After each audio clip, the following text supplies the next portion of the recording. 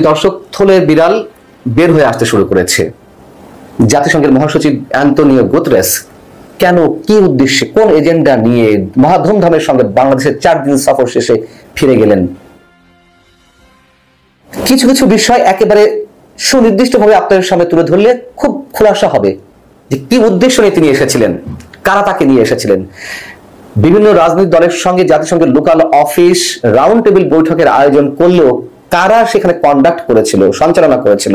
বৈঠকের পরে কেন লিমিটেড সংখ্যক সাংবাদিককে প্রেস কনফারেন্সে উপস্থিত থাকতে দেওয়া হলো, যারা উপস্থিত ছিলেন তাদের মধ্যে বা কেন নির্দিষ্ট সংখ্যক সাংবাদিককে প্রশ্ন করতে দেওয়া হলো, কেন রাজনৈতিক দলগুলোর প্রধানদের আমন্ত্রণ জানিয়েও তাদেরকে কথা বলতে দেওয়া হলো না, কি তার সামনে অর্থাৎ জাতিসংঘের মহাসচিবের সামনে কোন বিষয়টি সবচেয়ে গুরুত্বের সঙ্গে তুলে ধরার চেষ্টা করা হয়েছে সরকারের পক্ষ থেকে।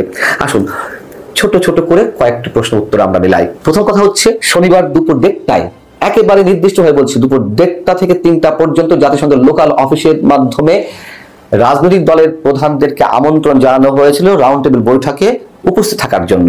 প্রথম কথা হচ্ছে, জাতিসংঘের আয়োজিত গোল টেবিল বৈঠকে যিনি সঞ্চালনা করলেন, কন্ডাক্ট করলেন মিটিংটি, তিনি কে?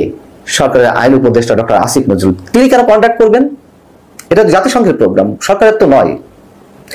এবং দুপুর 1টায় মিটিং শুরু হওয়ার কথা থাকলেও হঠাৎ করে 1টার দিকে বা 12:30টার দিকে ফোন যেতে লাগলো বিভিন্ন রাজনৈতিক দলের প্রধানের কাছে যে আপনারা আসছেন না কেন। তারা বললেন যে আমরা তো আসবো, দুপুর 1টায় মিটিং শুরু, রাউন্ড টেবিল। তাড়াহুড়া করা হলো যে না না এখনই চলে আসুন। তারা যে যেমন পারে চলে গেছেন এবং সেখানে যাওয়ার পরে বিএনপির মহাসচিব, বিএনপির প্রতিনিধি হয়ে যাওয়া মির্জা ফখরুল ইসলাম আলমগীরকে 3 মিনিটের মতো বক্তব্য দিতে দেওয়া হলো।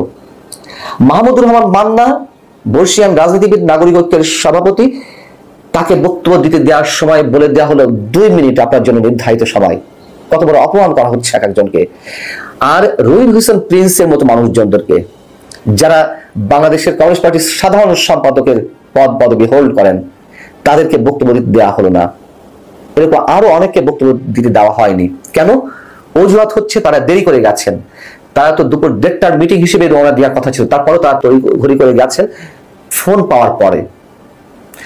তারপরেও মানলাম যে মিটিং এ দেরি করে গেছেন, তাদেরকে বক্তব্য দিতে দেওয়া হয়নি। কিন্তু যারা আরো পরে গেছেন,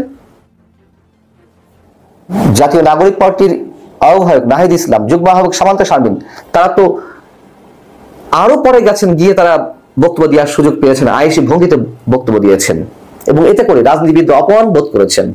অপমানিত বোধ করার কারণে তারা টেক্সট পাঠিয়েছেন জাতিসংঘের কান্ট্রি অফিসের যিনি আবাসিক প্রতিনিধি গোয়েন লুইসের কাছে যে কেন আমাদেরকে ডেকে নিয়ে কথা বলতে দেওয়া হলো না, এটা তো অপমান করা হয়েছে।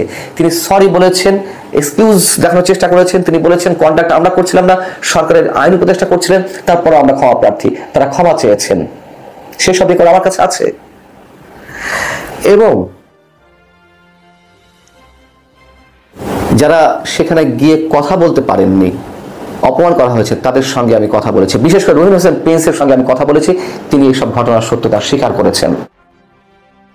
এবং সবচেয়ে মজার বিষয় হচ্ছে, জাতিসংঘ যে আমন্ত্রণ পত্রটি বিভিন্ন রাজনৈতিক দলের প্রধানের কাছে পাঠিয়েছেন, কি লেখা ছিল সেটিতে? আমি একটা সেন্টেন্স আপনাদের সামনে তুলে ধরি। লেখা ছিল, গোয়েন লুইস বলছেন জাতিসংঘের পক্ষ থেকে, I would like to request your esteemed presence in roundtable that the UN Secretary General wishes to have regarding the consensus process on reforms. সংস্কার বিষয়ে তিনি কথা বলবেন, স্পেসিফিকলি এখানে উল্লেখ করা হচ্ছে। কে অধিকার দিয়েছে তাকে সংস্কার বিষয়ে কথা বলার, বাংলাদেশের রাজনীতি হস্তক্ষেপ করার? আচ্ছা, পরবর্তীতে যে প্রেস কনফারেন্স হলো সেটি সম্বন্ধে একটু বলতে চাই। তার আগে আরেকটি জিনিস মনে করে দিতে চাই। এই যে তড়িঘড়ি করে সবাইকে শিডিউল টাইমের আগে ডেকে নিয়ে যাওয়া হলো, কেন ডেকে নিয়ে যাওয়া হলো জানেন? কারণটি হচ্ছে, তড়িঘড়ি করে ওর মধ্যে আরো একটি শিডিউল ঢুকানো হয়েছে। ছাত্র সমন্বয়কদের বা ছাত্র প্রতিনিধিদের একটি সংগঠনের সঙ্গে তিনি বৈঠক করবেন এবং তাই হয়েছে। রাজনৈতিক দলের প্রধানদের সঙ্গে বৈঠকের পরে একটা ছাত্র সংগঠনের সঙ্গে বৈঠক হয়েছে এবং সব জায়গাতে সংস্কারকে গুরুত্ব সহকারে তুলে ধরার একটি ব্যবস্থা। এবং সরকারের কাছ থেকে জাতিসংঘের মাধ্যমে এটি বোঝানোর চেষ্টা করা হচ্ছিল জাতিসংঘ সংস্কারকে খুব গুরুত্ব দিচ্ছে, এটি করতে হবে, এবং সেই ধরনের বক্তব্য ছাত্রদের পক্ষ থেকে এসেছে। যে আগে সংস্কার, গণপরিষদ নির্বাচন, বিচার, তারপর নির্বাচন। মানুষ এখন এত বোকা নেই। এবং তারপরে যে কনফারেন্সের কথা বলছিলাম, প্রেস কনফারেন্স কথা, আমাদের পররাষ্ট্র সচিব এবং জাতিসংঘের মহাসচিব আন্তোনিও গুতেরেস যৌথ সংবাদ সম্মেলন করলেন। সেই সংবাদ সম্মেলনে কি করা হলো? যারা পররাষ্ট্রবিদ করেন, সাংবাদিকতা যারা ফরেন বিট করেন, তাদেরকে থাকতে দেওয়া হলো না। সবাইকে, হাতে গোনা কয়েকজনকে সেই সংবাদ সম্মেলনে থাকার অনুমতি দেওয়া হলো। আরো অদ্ভুত বিষয়, যারা উপস্থিত থাকলেন তো থাকলেনই, তাদের সবাই আবার প্রশ্ন করতে পারবেন না। প্রশ্ন করবে কারা?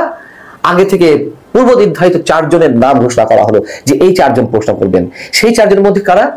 একজন হচ্ছেন এএফপি এর প্রতিনিধি, যেই এএফপি তে কাজ করে এসেছেন এখন আমাদের প্রধান উপদেষ্টা ডক্টর মোহাম্মদ ইউনূসের যিনি প্রেস সচিব শফিউল আলম, যাও তার স্থলাভিষিক্ত যিনি হয়েছেন, তিনি প্রশ্ন করেছেন financial times, the new age, the daily star, এই 4টি প্রতিষ্ঠানের সাংবাদিকরা প্রশ্ন করার সুযোগ পেয়েছিলেন। প্রশ্ন যে আগে থেকে নির্ধারিত, তো স্পষ্ট, কিসের পরে কি বলা যাবে না, কোন টাইপের প্রশ্ন করতে হবে, আগে থেকে সব বলা। এই যে নাটক, সিরিজ নাটক একের পর এক, এগুলো আমাদেরকে মঞ্চস্থ করতে হচ্ছে। এবং এটা তো স্পষ্ট, খুব ভালোভাবেই স্পষ্ট যে জাতিসংঘের মহাসচিব কি উদ্দেশ্যে এসেছিলেন। এবং যে প্রেস কনফারেন্সটি হয়েছে, সেই প্রেস কনফারেন্সকেও অনেককে এই নামে অভিহিত করছেন যে স্টেজড প্রেস কনফারেন্স। আর তো কিছু বলার থাকে না। এবং একের পর এক এই ধরনের নাটক করে যাবে সরকার, সরকারের রাজনৈতিক দল, কিংস পার্টি, আর মানুষ চেয়ে চেয়ে দেখবে। এটা হয়, দেখা যাক কতক্ষণ পারে নাটক মঞ্চস্থ করে যেতে। আমরা দেখতে থাকি, উপভোগ করতে থাকি। আল্লাহ হাফেজ, ভালো থাকুন সবাই।